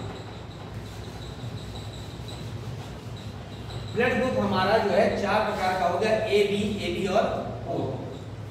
अब एक कंडीशन यहाँ आती है कि ब्लड ग्रुप हमारा 4 प्रकार के, कि ब्लड ग्रुप का निर्धारण कैसे करते हैं, ब्लड का ट्रांसफ्यूजन कैसे करते हैं, कैसे पता चलता है कि अगर किसी व्यक्ति को कौन सा ब्लड ग्रुप दिया जाए और क्या कौन सा ना दिया जाए। तो ह्यूमन बींग्स में, खासतौर से इंडिया में, सर्वाधिक ब्लड ग्रुप क्या पाया जाता है, वो पाया जाता है, ऐसा मानता है सर्वाधिक। अब उसकी आप और कंडीशन देखिए, ये कोई बड़ा इंपॉर्टेंट पार्ट नहीं था, ये सबको पता है। अब यहाँ पर एक हो गया डोनर, एक हो गया रिसिपिएंट। अगर आपसे पूछा जाए कि ब्लड ग्रुप का निर्धारण करते समय कैसे दाता और ग्राही को डिसाइड करते हैं कि कौन व्यक्ति किस व्यक्ति के ब्लड ग्रुप को ब्लड दे सकता है, हमने यहाँ पर चारों ब्लड ग्रुप लिख दिए, ए बी और ओ, ऐसी रो यहाँ भी लिख दिया, ए बी।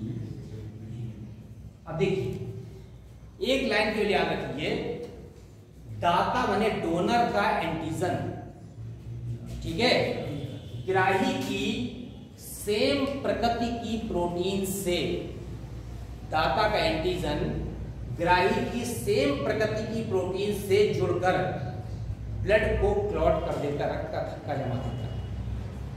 तो इसमें सब इंपॉर्टेंट पार्ट का एंटीजन है, दाता का एंटीजन ग्राही की सेम प्रकृति की प्रोटीन से जुड़कर रक्त का क्या जमा देगा, थक्का जमा देगा।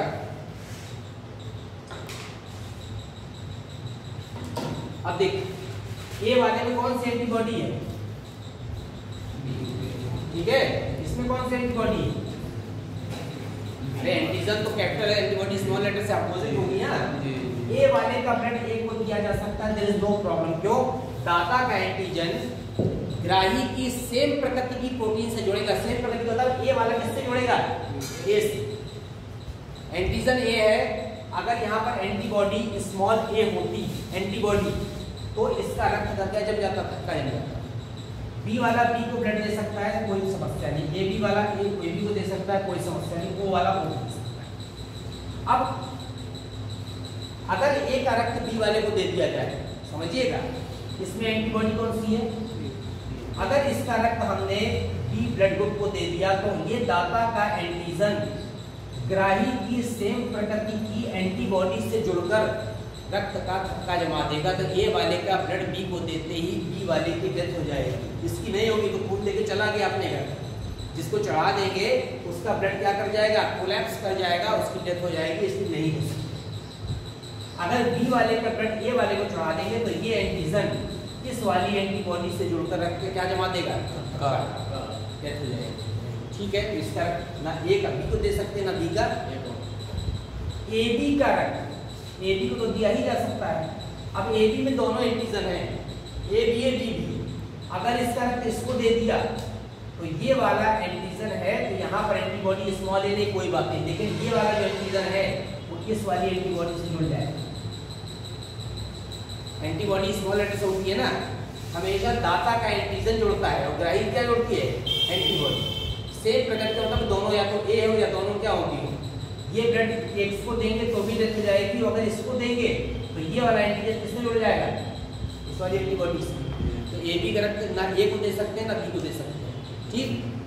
ओ को अगर दे देंगे तो ओ में दोनों एंटीबॉडी हैं, जैसे ही ब्लड देंगे तो दोनों एंटीजन दोनों एंटीबॉडी जुड़ जाएंगे तो तुरंत क्या हो जाएगी, मृत्यु हो जाएगी। तो ए बी का रक्त हम किसी को नहीं दे सकते, केवल किसको दे सकते हैं। अब आते हैं इसमें ओ वाले में कोई भी एंटीजन नहीं है, एंटीजन नहीं है। जब एंटीजन नहीं है तो एंटीजन ही जोड़ता है जाता है। तो ए वाले का ओ का रक्त इसको भी दे सकते हैं, इसको भी दे सकते हैं, इसको भी दे सकते हैं। ये क्या हो गया यहाँ पर सर्वदाता। सर्वदाता क्यों है, क्योंकि यहाँ पर कोई भी एंटीजन नहीं है, किसी भी व्यक्ति को ब्लड दिया जा सकता है। लेकिन एक चीज ध्यान रखना है, अगर ओ वाला ब्लड ग्रुप ओ को दे रहे हैं कोई बात, ए को भी दे सकते हैं, बी को इमरजेंसी में दे सकते हैं, नहीं तो अगर ए वाले को चाहिए तो कोशिश करना चाहिए कि ए ब्लड ग्रुप ही मिले।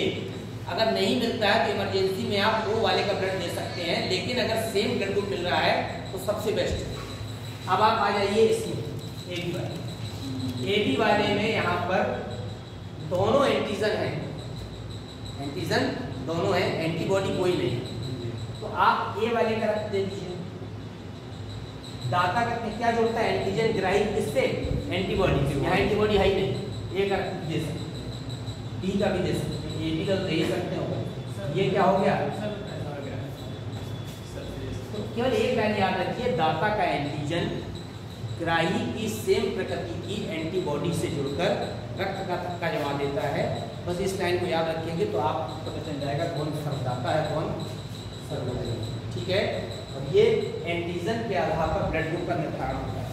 अगर ए है तो ब्लड ग्रुप ए, बी है तो बी, दोनों है तो ए बी, नहीं है तो सी। तो ये यहाँ पर रक्त समूह की वंशागति। आप रक्त समूह निकालते कैसे हैं ब्लड ग्रुप, इसको कल आपको बताएंगे। ब्लड ग्रुप कैसे पता लगाते हैं कि अगर मेल फीमेल में माता पिता में कौन सा ब्लड ग्रुप है तो बच्चों में कौन सा ब्लड ग्रुप आएगा, ठीक है। ये भी जनरल नॉलेज का क्वेश्चन है। यहाँ पर आप दोनों रिसिपेंट वाला बना लीजिए और इसको बना लीजिए। अभी बताएंगे, वो आरएस फैक्टर है।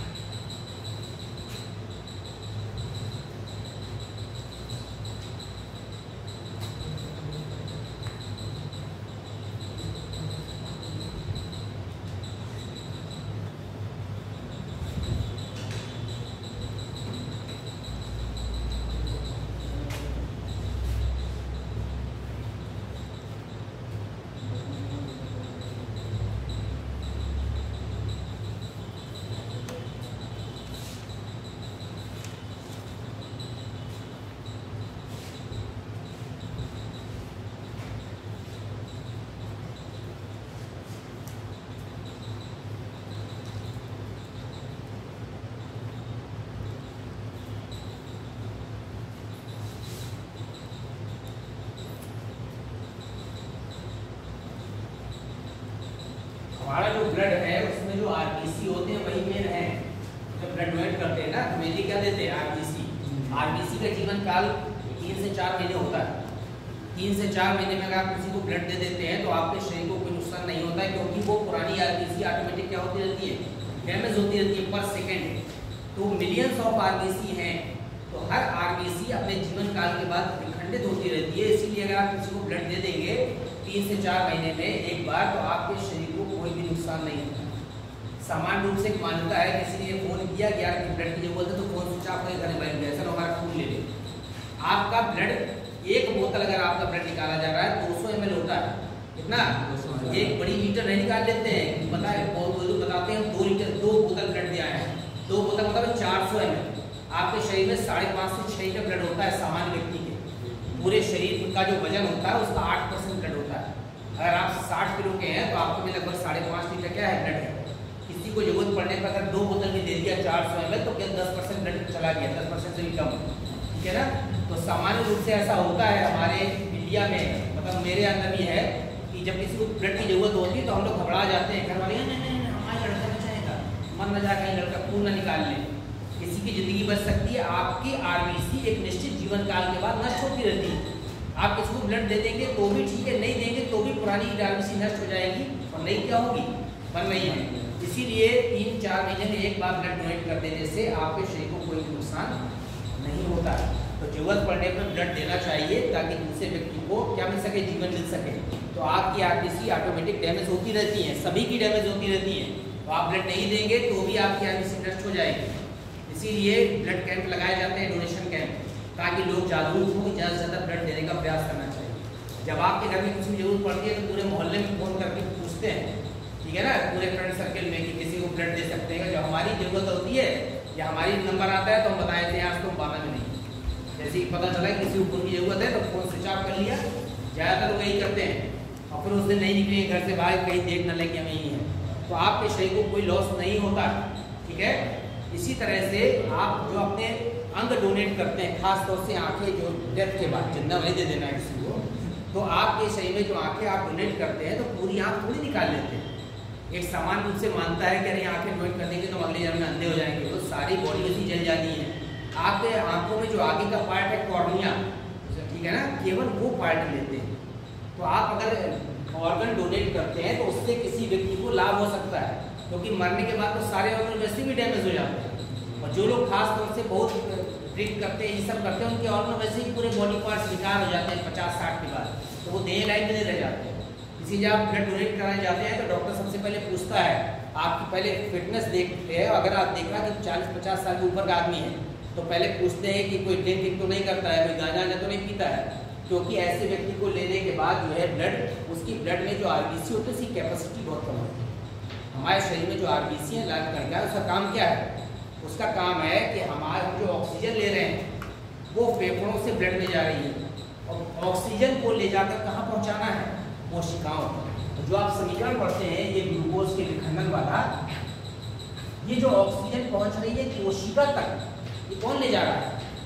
ये आरबीसी ले जा रहा है। तो जैसे ही आरबीसी की संख्या कम होती है तो कोशिका जो तक ऑक्सीजन के पहुंचने की दर कम हो जाती है। जब ऑक्सीजन कम पहुंचेगी तो हमारे शरीर को ऊर्जा कम मिलेगी, क्योंकि यहाँ ग्लूकोज का विखंडन आसानी से नहीं हो पाएगा। जब ऊर्जा कम मिलेगी तो हमको कमजोरी रहेगी, और कमजोरी क्यों रहेगी? क्योंकि हम सुबह देर तक सोते रहेंगे, हम फ्रेश एयर नहीं लेंगे। तो जब तक हम शुद्ध हवा नहीं लेंगे तब तक अंदर की जो CO2 है वो शरीर से बाहर कम मात्रा में निकलेगी। तो जो योगा किया जाता है सुबह उठ के, बंद कमरे में नहीं किया जाता, खुले में हम जोर जोर से योगा करके ऑक्सीजन लेते हैं अंदर, तो अंदर स्पेस लिमिटेड है। जब फ्रेश एयर अंदर जाएगी तो अंदर की जो CO2 है वो तेजी से कहाँ आएगी? बाहर आएगी। तो आपके शरीर को रिफ्रेशमेंट महसूस होगा, क्योंकि जितनी ताजी हवा अंदर जाएगी उन्हें ऑक्सीजन अंदर जाएगी, और ऑक्सीजन कहाँ तक पहुँचेगी? कोशिकाओं तक। कोशिकाएं तेजी से क्या उत्पन्न करेंगी? ऊर्जा। ऊर्जा उत्पन्न करेगी तो आपको स्फूर्ति किया जाएगा। आपकी जो लंग्स की कैपेसिटी है वो बढ़नी चाहिए। आप जितना ज़्यादा योगा करते हैं तो आपके फेफड़े की क्षमता बढ़ जाती है। जो स्पोर्ट्समैन लोग हैं, जो देखते हैं, आप देखते हो कि ये पार्ट बड़ा होता है।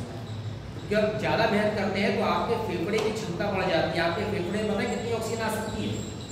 6 लीटर अधिकतम, ठीक है ना। और गैस सिलेंडर में 14 किलो गैस आती है, पूरे महीने चलता है सिलेंडर। एक बार में हम पूरी क्षमता से ऑक्सीजन भरते हैं तो 6 लीटर एयर आए, ठीक है ना। और जो लोग दौड़ भाग नहीं करते हैं, दिन भर बिस्तर के अंदर घुसे रहते हैं, ऐसे दुबले पतले सीख जैसे, पता का जरा सा 100 मीटर दौड़ना को पता नहीं, अगर दौड़ा लिया 100 मीटर तो 1 घंटे हाँफ रहे हैं, आपकी अगर स्टेमिना कम है, इसका मतलब है आपके शरीर में फेफड़ों का जो वॉल्यूम है वो बढ़ नहीं रहा है। जब फेफड़े का वॉल्यूम अगर 20 साल 22 साल तक नहीं बढ़ेगा तो बाद में बढ़ेगा भी नहीं। ऐसे ही फेफड़े पिचके से रहेंगे, जरा सी एयर लेते ही जो है ऐसे ऐसे खांसी आने लगी बूढ़ों की तरह। तो आप कोशिश करिए कि फ्रेश एयर में सुबह दौड़िए। नहीं दौड़ सकते हैं तो आप योगा करिए। आपके शरीर की क्षमता जितनी बढ़ जाएगी ऑक्सीजन को क्या करने की, ग्रहण करने की, तो ही शरीर में ऊर्जा उत्पन्न होगी। बाकी आप कुछ भी खा पी लीजिए, अगर आप फ्रेश एयर नहीं ले रहे हैं तो आपके शरीर में ऊर्जा उत्पन्न नहीं होगी। सारे मेटेरियल वेस्ट मटेरियल पड़े रहेंगे और बॉडी में कभी भी स्फूर्ति और एनर्जी नहीं आएगी, है ना। आप कितना भी कुछ खा लीजिए, काजू कितने बादाम पिस्ता के अंदर घुसे उसे खाते रहिए, उससे कुछ होना नहीं। आप देखते हैं जो लोग खेतों में काम करते हैं उन लोगों को इतना पौष्टिक भोजन नहीं मिलता है, उसके बाद भी वो स्वस्थ रहते हैं, क्योंकि वो फ्रेश एयर में सुबह काम करते हैं, मेहनत करते हैं। तो आपको ध्यान रखना है। अभी ये ब्लड ग्रुप के बाद आपको बताएंगे कैसे ब्लड ग्रुप चेक किया जाता है। ब्लड ग्रुप का निर्धारण कैसे करते हैं कि इन्फेंट्स में, अगली पीढ़ी में माता पिता का जो ब्लड ग्रुप है उससे बच्चों में कौन सा आएगा कौन सा नहीं आएगा। ब्लड ग्रुप में अभी पॉजिटिव नेगेटिव होता है, जैसे A plus A minus B plus B minus, ये पॉजिटिव नेगेटिव RS फैक्टर कहलाता है, वो भी आपको बताएंगे। इसके बाद जेनेटिक्स में छोटे छोटे क्वेश्चन हैं, जैसे सिकल सेल एनीमिया, तो हसिया का रोगाणु के पूछा जाता है कि क्या होता है, ठीक है। फिनाइल की एक एक नंबर एक क्वेश्चन है, कोई डिटेल नहीं पढ़ाना है, ये सारी चीज़ें। और एक बहुत इंपॉर्टेंट पार्ट है सिंड्रोम। सिंड्रोम में गुणसूत्र की संख्या सामान्य से कम या अधिक हो जाने के कारण जो शरीर के लक्षण है वो परिवर्तित हो जाते हैं। और syndrome is not a disease, किसी भी मेडिसिन से ठीक नहीं किया सकता। अगर किसी के शरीर में क्रोमोसोम की संख्या 45 रह गई है 46 की जगह, तो किसी भी मेडिसिन से वो ठीक नहीं हो सकते हैं। उस दशा के शिशु को क्या कहते हैं? सिंड्रोम। एक आध क्वेश्चन सिंड्रोम में जरूर आता है। तो syndrome is not a disease, केवल क्रोमोसोम की संख्या कम या अधिक हो जाने के कारण ऐसा होता है। और क्यों कम या अधिक हो जाती है कि इसका एक टॉपिक है कोश का विभाजन। जिस समय कोश का विभाजन करती है तो जो गुणसूत्र होते हैं वो यहाँ पर होते हैं ऐसे 23 जोड़े ऐसे लगे होते हैं। ये पूरे 23 जोड़े आधे इस तरफ जाते हैं और आधे कहाँ थे? विपरीत होते हैं। कभी कभी जो 23वां जोड़ा है वो पूरी एक तरफ चला गया, तो यहाँ पर कितने हो गए? 24। और यहाँ कितने रह गए? 22। अब ये जो युग्मक थे ना, एक युग्मक हो गया 24 का, एक हो गया 22 का। अब ये जब अंडाणु से संयोजन करेगा तो निश्चित है कि क्रोमोसोम संख्या या तो एक बढ़ेगी या एक क्या हो जाएगी? कम हो जाएगी। That is called syndrome. तो इसके कारण जो दशा उत्पन्न होगी, ये जेनेटिक्स पार्ट आपका कंप्लीट हो जाएगा, ठीक है। फिर सेल डिवीजन पर जब ब्लड निकाला जाता है, हाँ, उसके बाद जब उसे स्टोर किया जाता है तो आरबीसी डैमेज नहीं होती? नहीं, उसको लो टेम्परेचर में रखते हैं। हमारी बॉडी के टेम्परेचर में शरीर के अंदर तो सेफ है, लेकिन जब बाहर निकालते हैं तो उसको लो टेम्परेचर, इसलिए कोल्ड स्टोरेज जो होता है या ब्लड बैंक जो होता है वहाँ पर क्या होता है? एसी लगे होते हैं और फ्रीजर होते हैं। इसके अलावा परफ्लोरोकार्बन एक सब्सटेंस होता है, उसमें उसको स्टोर करते हैं, कहीं कहीं डेक्स्ट्रॉन में करते हैं। एक लिक्विड होता है उसमें आरबीसी, और उसका जीवन काल फिक्स है। आपका ब्लड निकाला वो 1 से 1.5 महीने तक ही सेफ रहेगा। उसी बीच में अगर किसी को ब्लड की जरूरत पड़ गई तो आपको दे दिया जाएगा, बदले में दूसरा ब्लड ग्रुप ले लिया जाएगा, अदरवाइज वो क्या हो जाएगा? तो ऐसा नहीं कि एक बार ब्लड निकाल के रख लिया स्टोर तो आपको 2-4 साल काम करेगा। वो 1-1.5 महीने तक का ही जीवन काल है। उतने दिन तक अगर यूज हो गया तो ठीक है, तो क्या हो जाएगा? वो यूजलेस हो जाएगा, ठीक है। ब्लड सर किस एज से डोनेट कर सकते हैं? सामान्यतः 18 के बाद करना चाहिए, क्योंकि 18 तक डेवलपिंग स्टेज मानी जाती है, तो उस दौरान आपको जरूरत है कि 18 के बाद आप कभी करें। और 18 से 50 तक है ब्लड डोनेशन का। अब बुढ़ापे में नहीं करना है कि पता का खुद का शरीर नहीं चल रहा है और पहुंच गया कि ले भैया निकाल लो।